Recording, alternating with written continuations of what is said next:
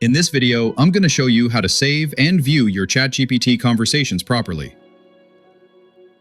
First, go ahead and select the chat thread you want to clean up or save. Then, click the three-dot icon in the top right corner of the window and simply select Archive. Just like that, the chat thread is instantly archived and hidden from your main view.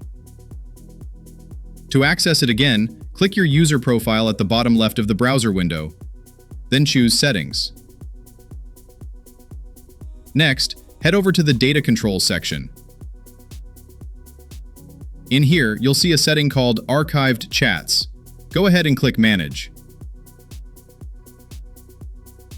A new window will pop up showing a list of every chat thread you've archived. From here, you can click Delete to remove it permanently, or choose Unarchive Conversation to bring it back. You can also click the name of the chat thread just to read through the history. However, keep in mind that you can't continue the conversation while it's in this mode. To keep chatting, you gotta hit that Unarchive button. Once you do that, the chat thread will pop right back into your Chats list. Alright, thanks for watching.